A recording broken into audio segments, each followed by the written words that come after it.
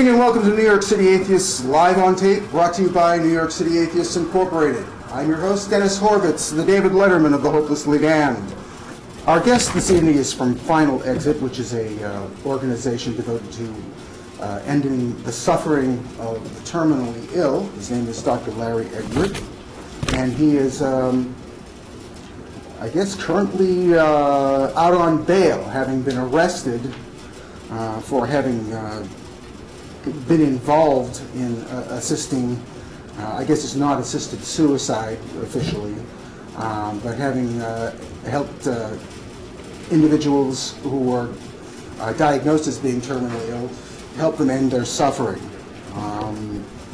The right to die is one of the issues. It's probably not as prominent as some of the other issues that are facing us today, but it's still very important that people have basically control over their own destiny and aren't forced to suffer to gratify the sentimentality of other people or people's religious points of view.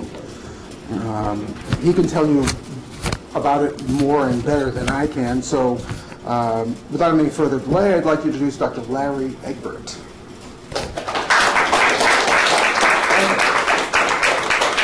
And in other words, how to end the suffering that I have.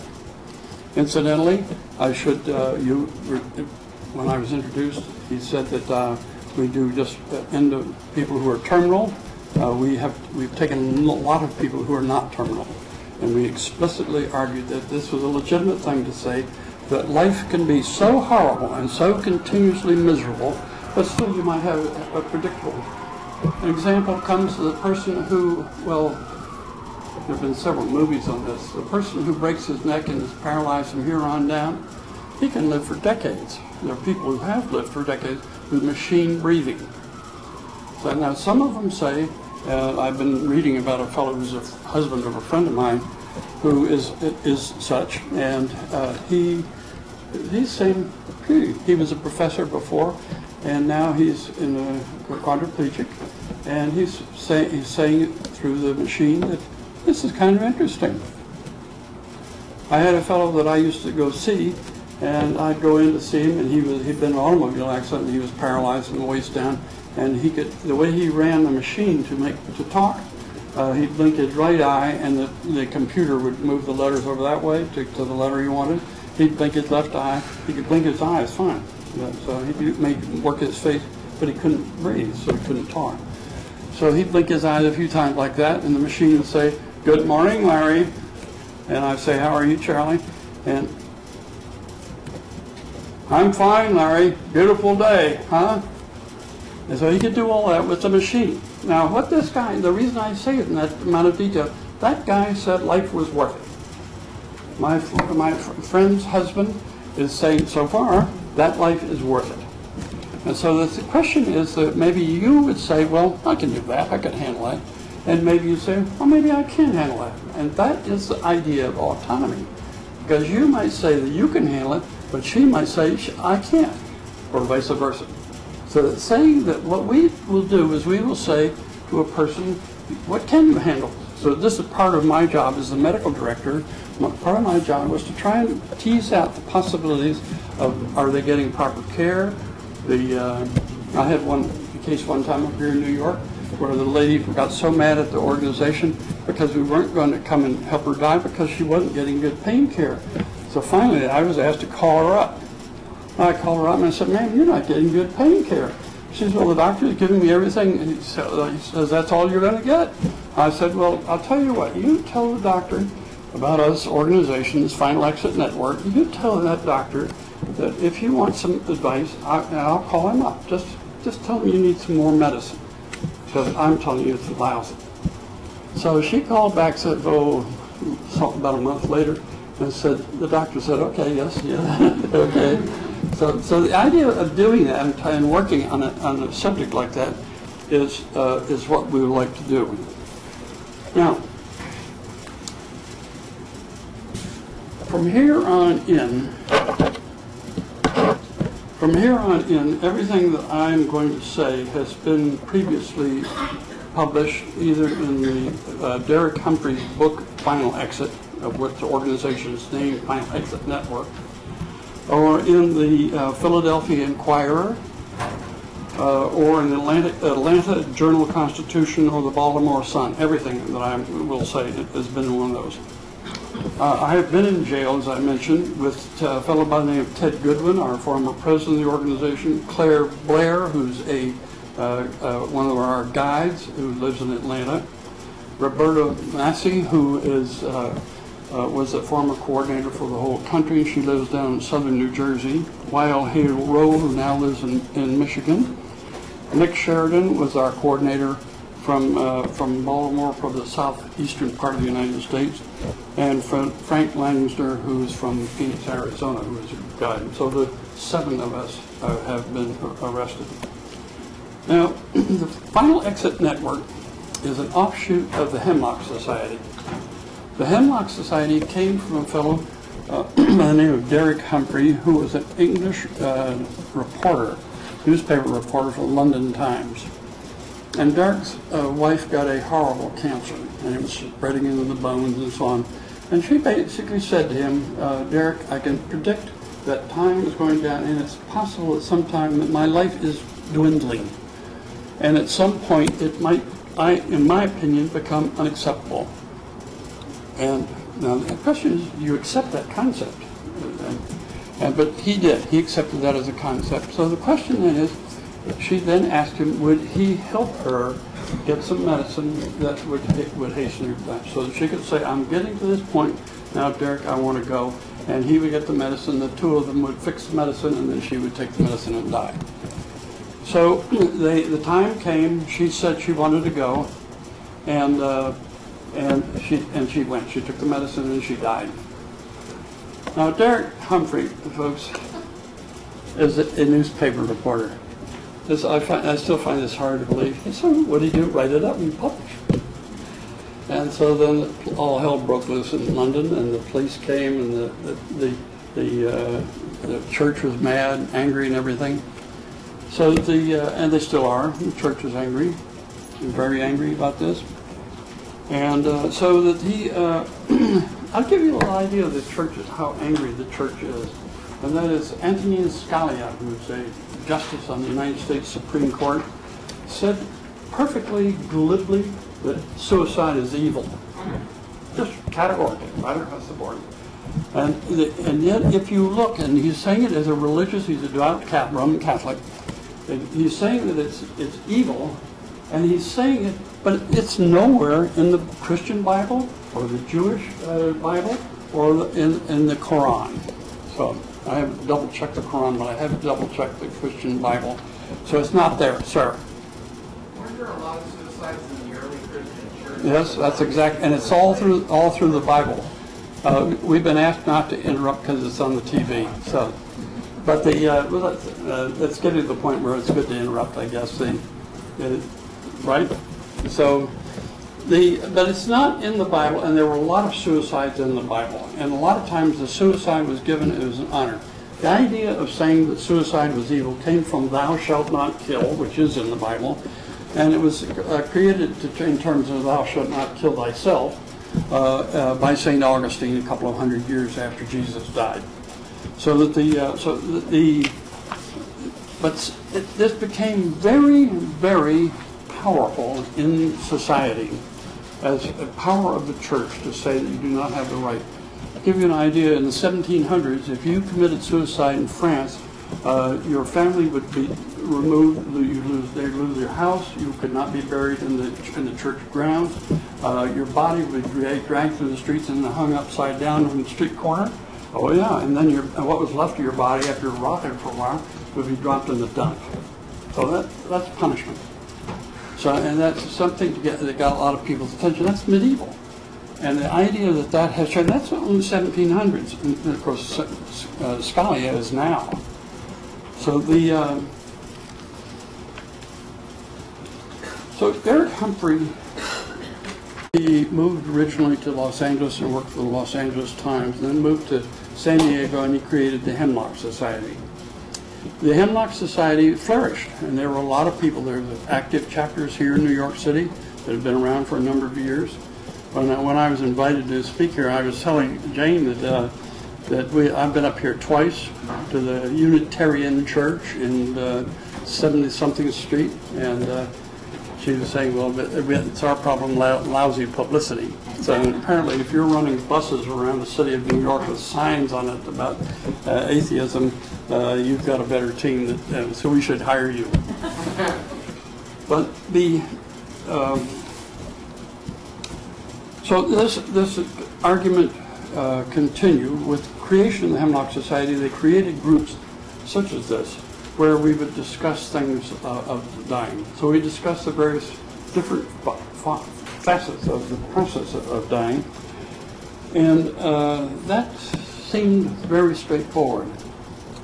Then what happened was that they decided we were going to change the laws, and what turned out to be Oregon to pass the law, and the Hemlock Society said that they would do this, and they realized that you can't win voting by working for an organization that's named for poison. Hemlock is a poison, deadly poison. So, and that's why he chose the Hemlock Society, because of what Socrates took for it to commit suicide.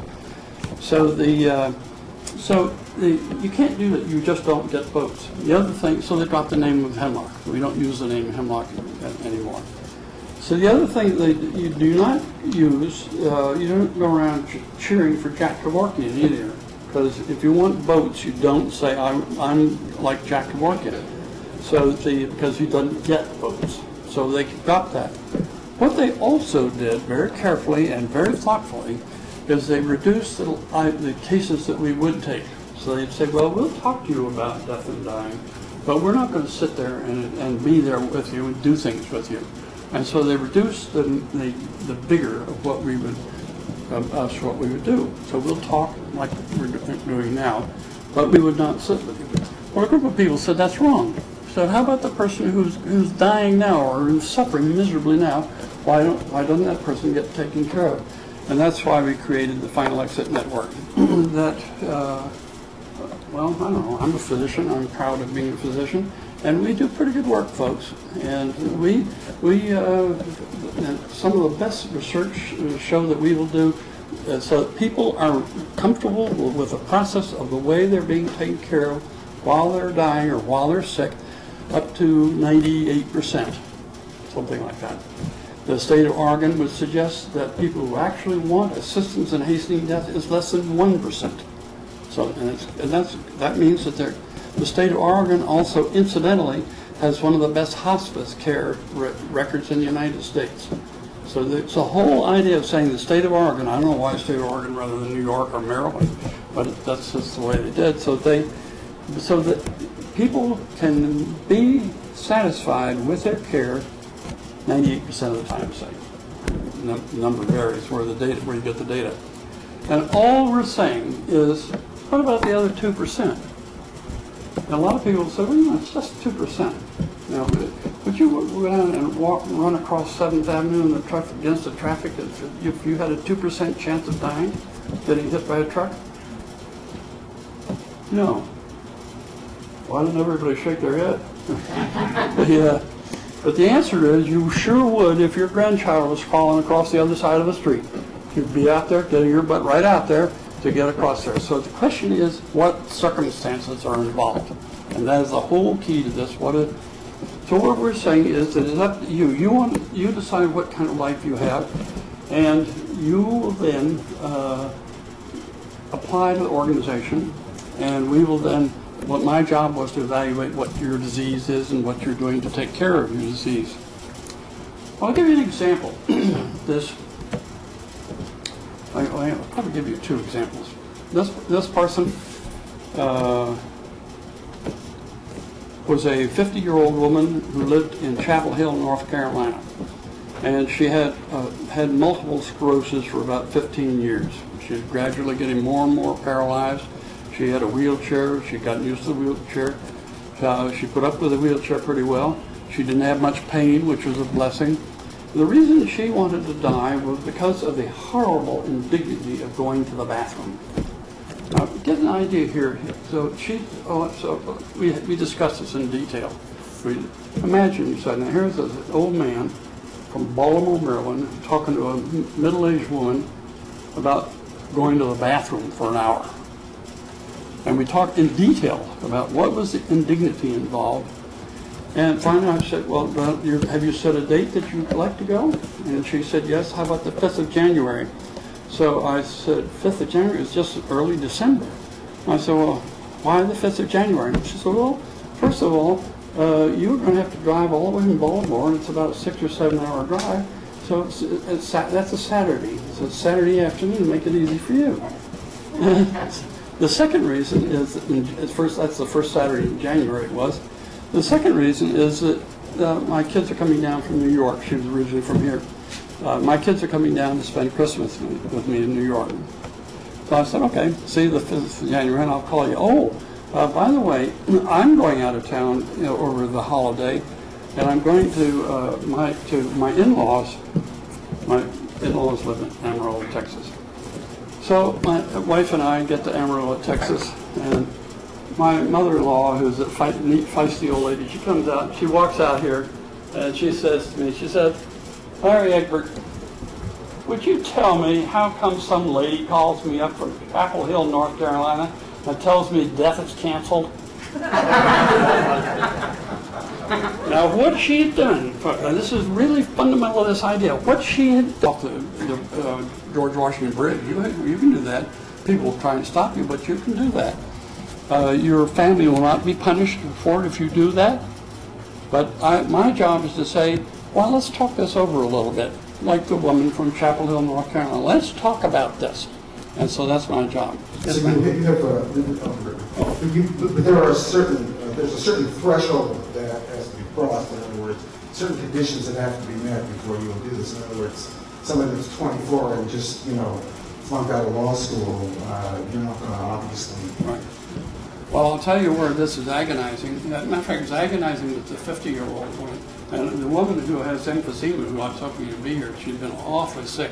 But she's 50 years old, and she's a former Marine Corps sergeant. I mean, she's basically a very tough person, except she has horrible lungs.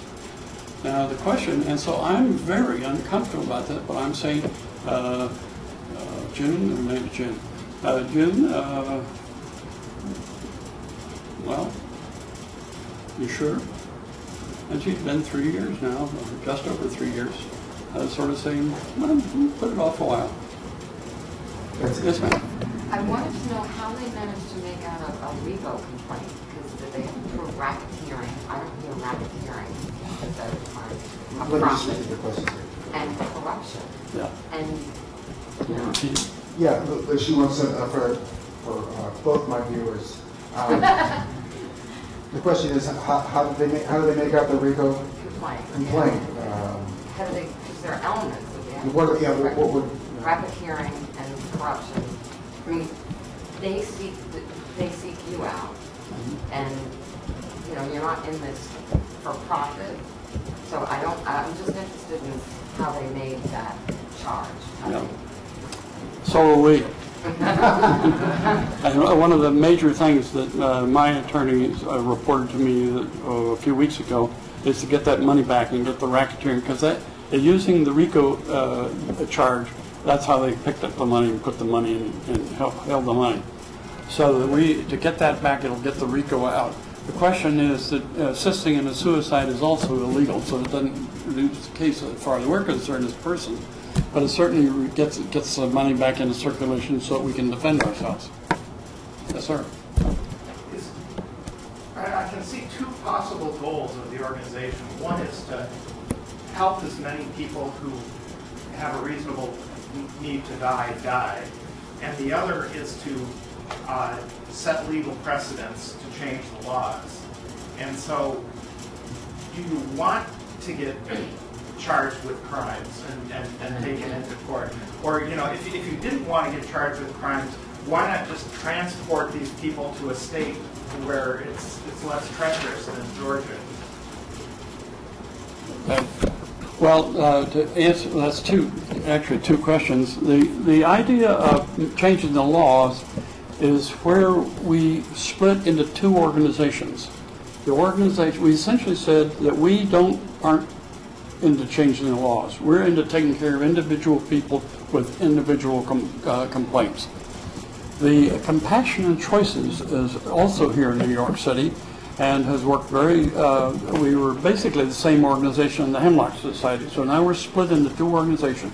Compassion and Choices is working on changing the laws, and Final Exit Network is taking care of people.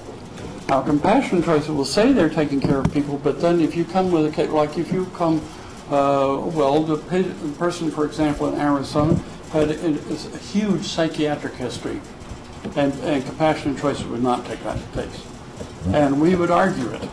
But we've taken a number of psychiatric cases, and basically several of our people have resigned because of it. They don't want to fool with it, and that's an argument. So the politics now, what Jack Kevorkian did is he combined them, and he wanted to get arrested. I do not want to get arrested. I don't like being arrested. I'm not good at it. And well, after a couple times you get the hang of it, though, you know, I would think. Well, again, the advantage that I have is that I'm married to a peace activist who's spent some time in your jails here in New York City when you had the Republican convention, and you had a bunch of people that were locked up. And you know where they put her? You have a city place where they clean the trucks, the fire trucks and the ambulance and that sort of thing. And so it's covered with grease like a shop, a car repair shop. So all these people were packed in there for over a day. So they were sitting down. The smart thing that my wife did is she did not put her hands down to sit down on the floor, get on the floor. People put that, and then it had grease all over them, like this. So she got herself down without doing that and kept her hands clean. The other nice thing about having a wife who's a peace activist and works for the War Resisters League here in Lexington Avenue, is it? Lafayette, down south of here. She was very handy about getting bail for me to get out of jail. So it took a certain amount of experience in that. So when I was in Arizona this past Monday a week ago to report to the court there, she was reporting to the court in Washington, D.C. So that's an advantage. Actually, New York City Atheists was at the Republican. We demonstrated also. Yes, I heard. Yeah. Yes, sir. How we missed getting arrested. Like, we were so well behaved. Well, actually, a lot of the protesters who were arrested were behaving quite well, I'm told. Not necessarily a criterion for staying out of jail. That's what Augustine did also, and saying that, and it's a very powerful message that our bodies belong to God. We're on loan, and it's like people say about your children. When you have children, your children are loaned to you. They're a gift and a blessing, but they're a loan. They're not your property. And I think that's a very important way to look at it. I personally think that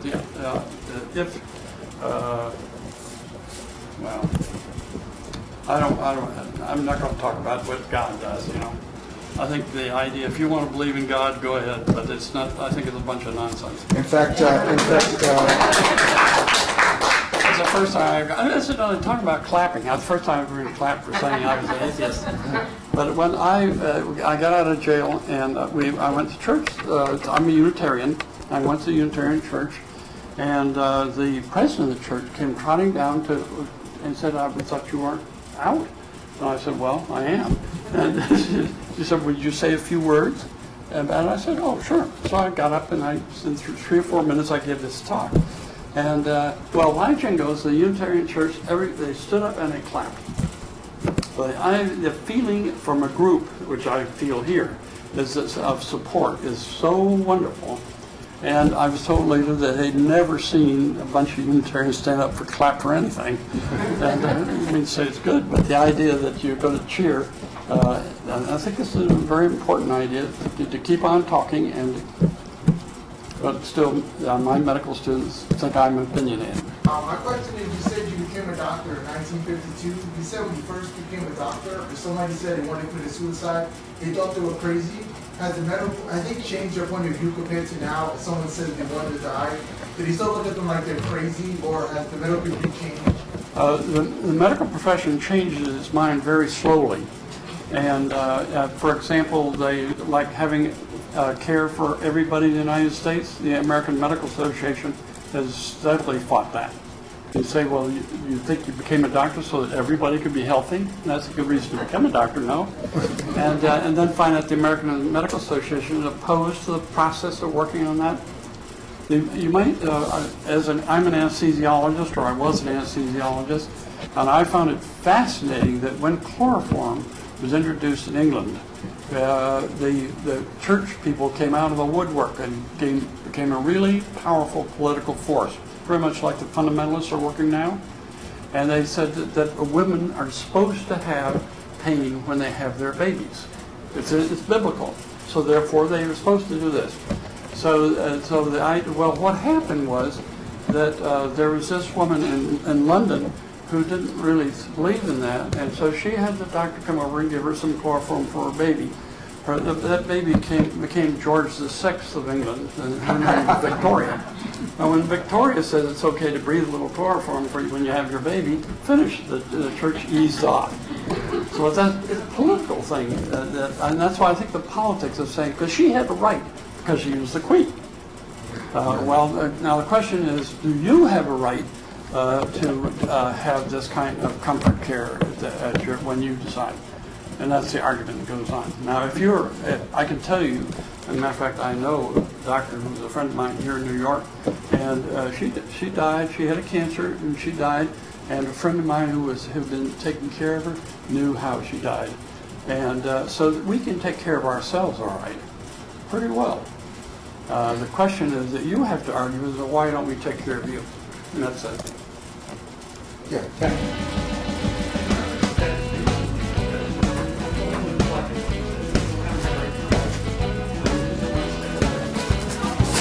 Well, the pulling the plug is very prevalent. That was that was argued 30 years ago. That was the same kind of argument went on then, and it was a redefinition of death. Now, matter of fact, this was done at the Massachusetts General Hospital, and neurologists, psychologists, anesthesiologists were running an intensive care unit, and got together with statisticians and people who were interested in medical ethics, and they argued it out, and they redefined death. So there was brain death. Now, the idea of brain death, you say, well, the person's heart's beating, they're breathing. You had this huge case in New Jersey, 20 years ago, of a young woman who took some kind of drug and was Karen Quinlan. Karen Quinlan. Oh, thank you. Yeah. So Karen Ann Quinlan, actually one of our doctors in Baltimore, who retired, was the medical director for the state of New Jersey during those times, said people came out of the woodwork to say that her body was not the property of her parents. Her body was the property of God, and so they did not have a right. And they fought that tooth and nail. And finally the state of New Jersey said they could discontinue the treatment. Well, I can tell you that's a sort of glib political answer that I'm giving you. But the first time I ever did that, it was a 17-year-old boy who ran his motorcycle the wrong way into the traffic. And he had no head. I mean, he was totally brain dead and a breathing machine breathing him. And his parents were delighted and said with a real genuine smile that he was doing a final gift to give his kidneys to somebody else. And here was healthy 17-year-old kidneys. And and it was my job to turn the respirator off. Well, I get goosebumps on my arm right now, just from that 40 years ago. So the idea of doing that at the time, it's like when you actually sit with a person who's going to take their sleeping pills or breathe healing or whatever they're going to do, while they're actually doing it, is a very tricky thing to do. I had a patient one time, we were talking about this subject, and he says to me, he said, "Doctor, slow down, will you? You're talking too fast. I've never done this before." I said, "Yeah, George, it's a once-in-a-lifetime experience, isn't it?" But the idea of saying, of treating it with incredible respect, and so the worst thing that could happen is if some of us get casual about it. And the day that I get casual about it, and sort of, we've got another person to die tomorrow, is the day I should quit. Let me ask you something. And, as far as I understand it, you have the right to refuse medical attention that will sustain your life. Is that correct? And to order it be discontinued if you start on it. Right. That, I mean, you have that right, and you can opt for pain-killing drugs, as I understand. Is that correct? Yep. But you can't actually decide to die. That's right. Well, you can decide to die, But I mean, but I'm not allowed. That's legal. Now, and that was decided in the Supreme Court 20 or 30 years ago. But it's illegal for me to assist you. And now, that's the only thing that's legal to do, but to have somebody assist you to do is illegal. And the only example of that in the United States. so is suicide no longer a felony? No. Yes, sir. I kind of agree totally with your point of view and everything, but I'm a Really? little bit concerned, yeah. Wow. I'm a little bit concerned with the fact that medical care is basically determined by insurance companies, not physicians. And I think that they would think it was kind of cool if we let a lot of the patients die, because it would save them a lot of money. Where do you stand on that sort of slippery slope? Because I mean, they've already been doing that in many cases. That's right. I'll give you one dramatic example of that. They had what they called the vegetable ward, the Veterans Administration Hospital. This was in Michigan about 20 years ago. And so the vegetable ward had a whole bunch of veterans just lying there. And one day the nurses arrived, and the switch of nurses, and the nurse came back to the ward after sort of the call, and they were all dead. And so they had to, and they knew, and they checked them, of course, and they had all received a drug to paralyze them. And this drug is an anesthetic, a drug that we use all the time to stop them from breathing. So, and they did not find out who did that. So the idea of covering it up and saying, now I personally think that this is what, I mean, that's a prime example for the good of the state, that person should die. And that is something that, that we've had our experience with in Germany, so we've had enough of that. And so the idea, and of course, one of the big problems now is this is legal in Holland, it's legal in Belgium, it's legal in Switzerland. A big case recently in Switzerland discussed in Time magazine, but not in Germany. And the Germans are understandably very, very nervous about the subject, as they should be, I think. And now they got a lot of their ideas from us, and controlling genes by saying, well, this person is crazy, had a crazy daughter, so they're not going to have any more crazy daughters, so we should sterilize it for her. So anyway, yes. Yes, I want to make it clear about what the auspicious, at the end of the life, auspicious where you go and everything like that. What they do and what you are trying to do. I want to see the difference between, basically auspicious also facilitates person to be active in some sort of way. I don't know how it exactly works. But you are trying to do the same thing. But in one case, why it is legal, and in your case, why it is not. Well, hospice care is basically to keep you comfortable while you're in the process of dying. You are not eligible for hospice care unless a physician says that you're within 6 months of death anyway because of the disease. Now, you take somebody like with Lou Gehrig's disease, multiple sclerosis, they are often, they can't get that. So hospice care essentially isn't taking care of those people. But the persons with cancer or heart failure, that sort of thing, could get marvelous care in hospice. This is an idea that came from a physician in London and brought to the United States 30, 40 years ago. It was a wonderful idea. And it's now essentially pretty close to universally available in the United States. But it's very interesting that physicians are uncomfortable sometimes in doing it, because that is saying to the person if they get hospice, if I'm a physician, I recommend you go to hospice, basically telling you and your family you're going to die. And so physicians are reluctant to do that. I'll give you an example. I had a medical student tell me a couple of, last year, not this year, but that she said to me with her finger like this, she said, I've been in this medical school for 4 years now, she's about to graduate, And we have been taught over and over again, we're going to cure you. So we're taught to cure people. That's what doctors are for. And here you come along and talk about comforting them at the end of life. You know, so it doesn't fit very well.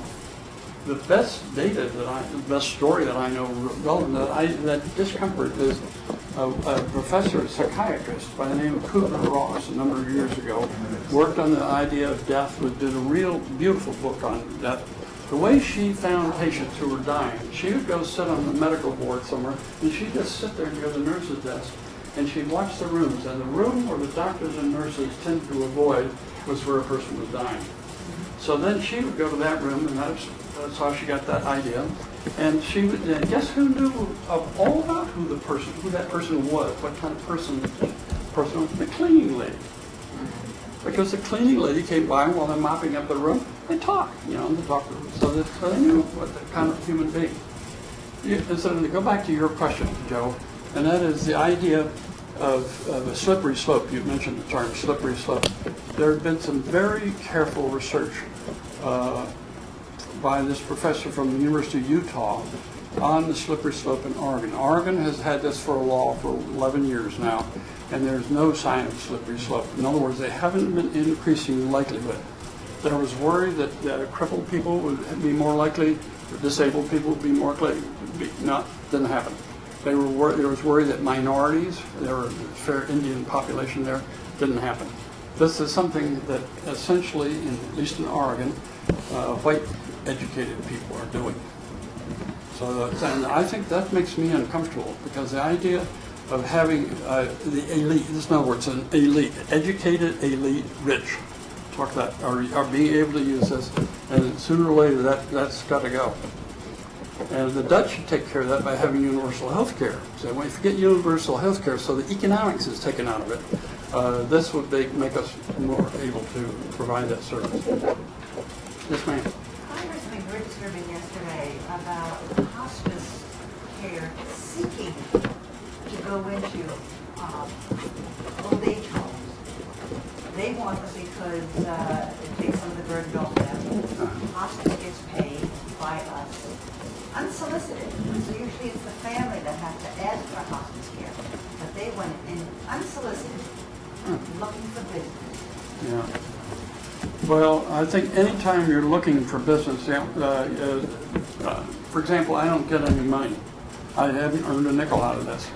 I'm not even sure that you guys are going to reimburse me for the training fare. I don't know that yet. So well, you were going to check. Yeah.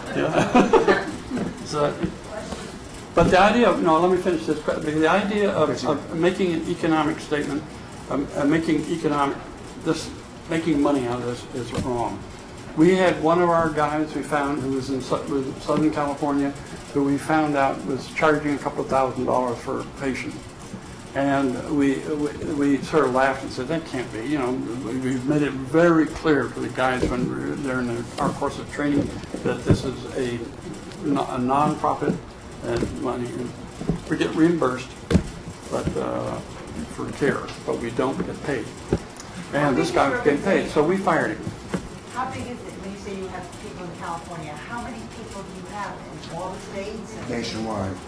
Nationwide, as an organization, we had over 300 of people doing some kind of work in the organization.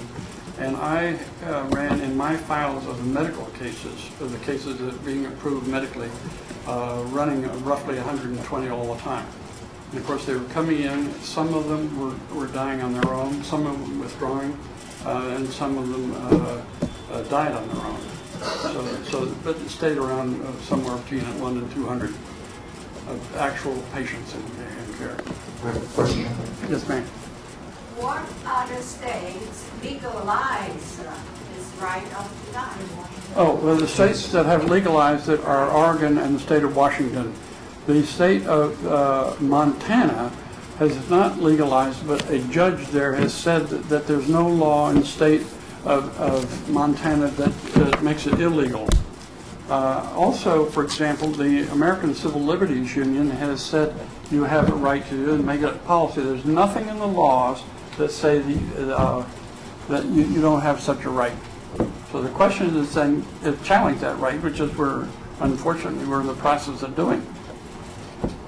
But essentially right now in the state, Oregon, the state of Washington, and the state of Montana.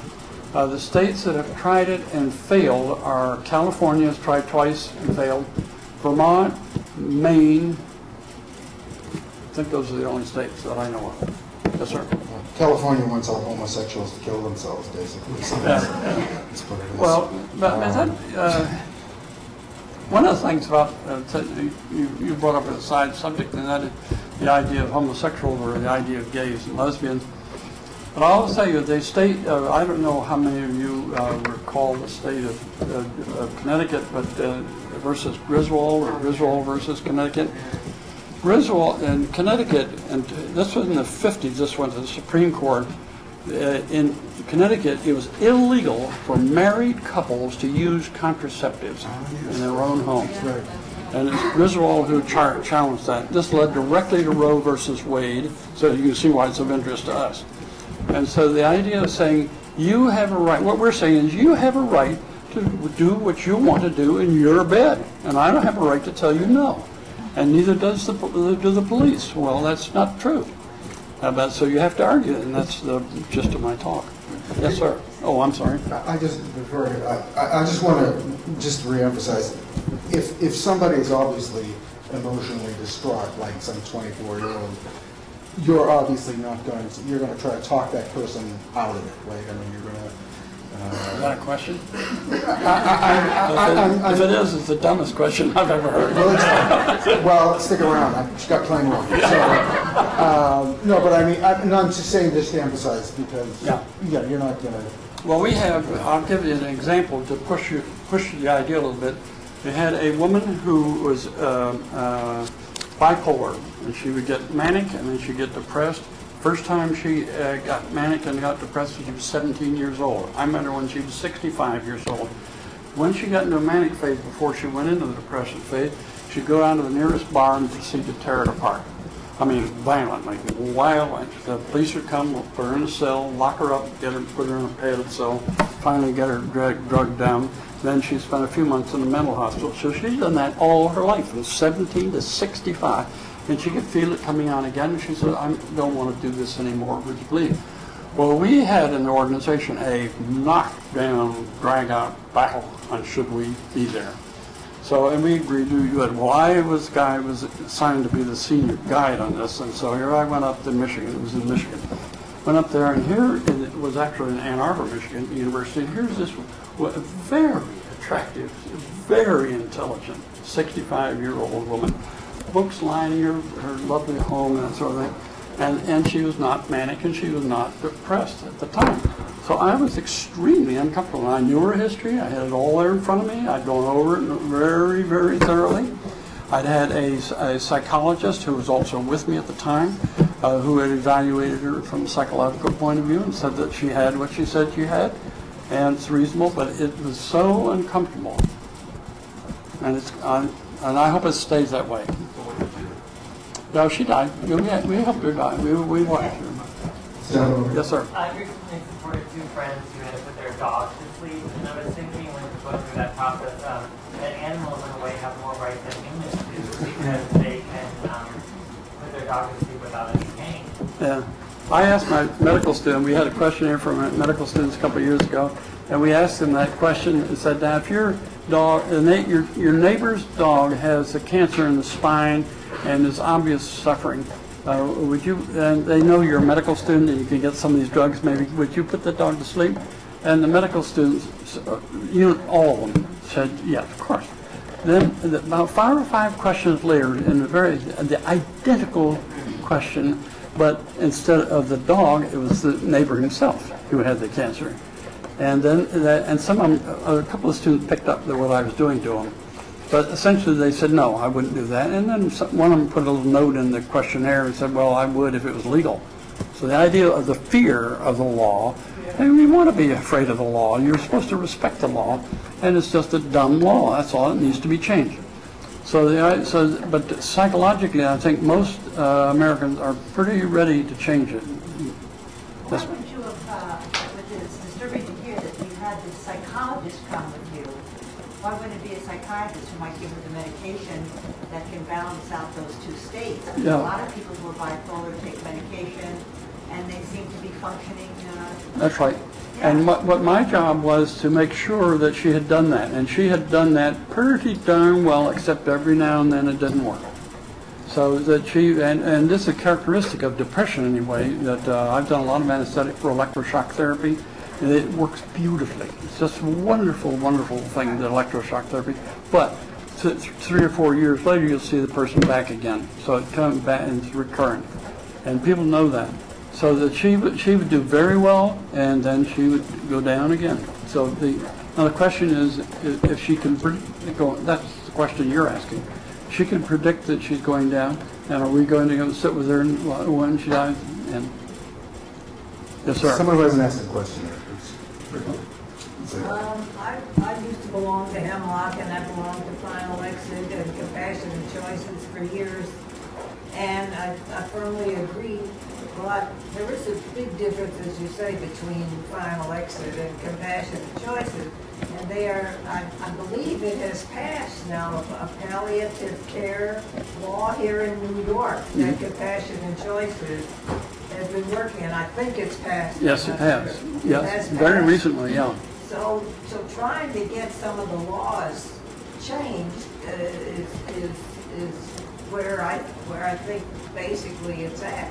I've sort of given up on the thought. I used to think that I didn't want to die suffering and that somebody should come and help me. But now, if you can get really good palliative care in a hospice or something, as long as you're not suffering, I don't see why you have to. Well, I hope everybody heard that, because I totally agree with you. And if you can do it 100%, we're out of business, and we say 3 cheers. So I want to be out of business. But so far, the very best data is you're 90%, 98% successful. And all I'm doing here is talking 2%. That's all. So, now the question is, if you are willing to take your chances on 2%, then don't do anything about change the laws. And a lot of people will say, 2% is not all that little. You know, we're talking using Oregon's data. The United States have roughly between 3,000 and 4,000 cases a year at the rate of Oregon, if you translate that in the United States. So, and that's all we're doing is talking 2%. Now, that's all very well for me to talk 2% about the 2%, but in actual fact, I was listening to a lecturer who does research on pain, and she said, we better think of 50. We're talking in the United States, and the data is around somewhere between 40 and 50% of people are not being satisfactorily treated for their pain. That's her data.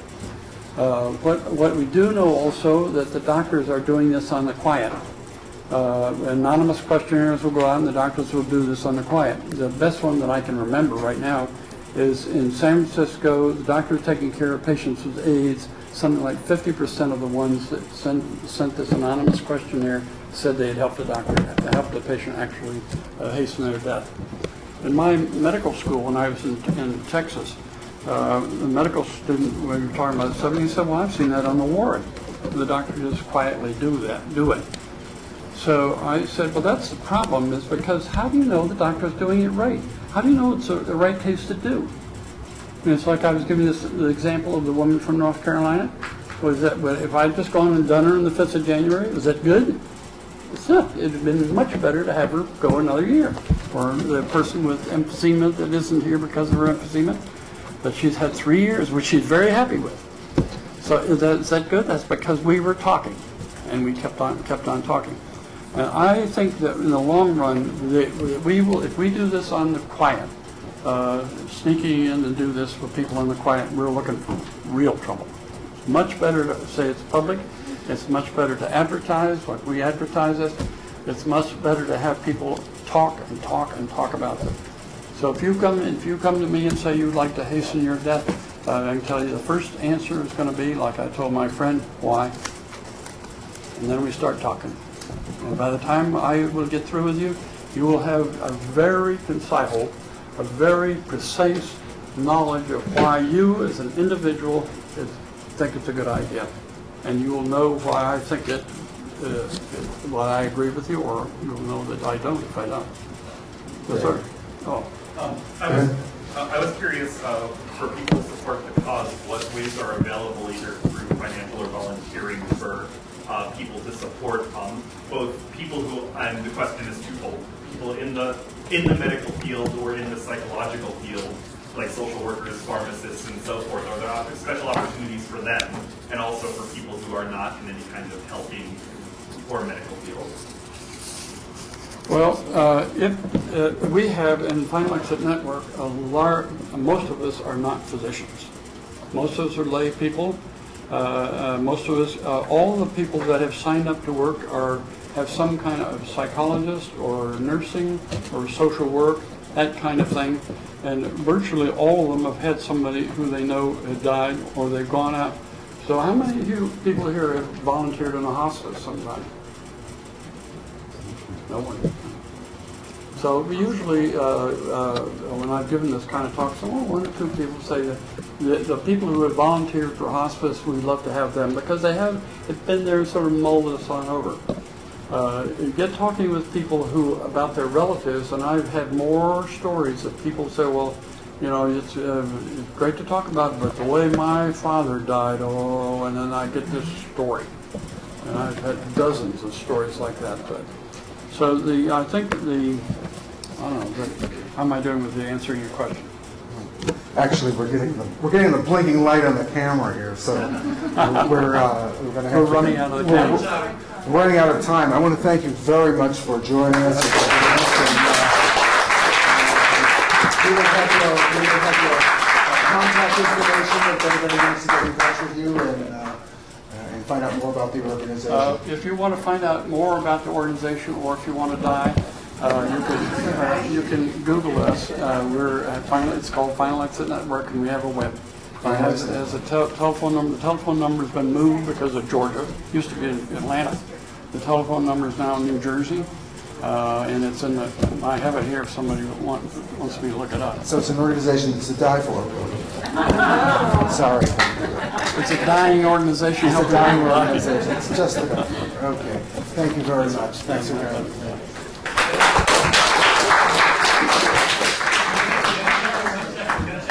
Let me just. You've been watching New York City Atheists live on tape, brought to you by New York City Atheists. I've been your host, Dennis Horvitz. Thanks for watching, and please join us again next week. Bye-bye.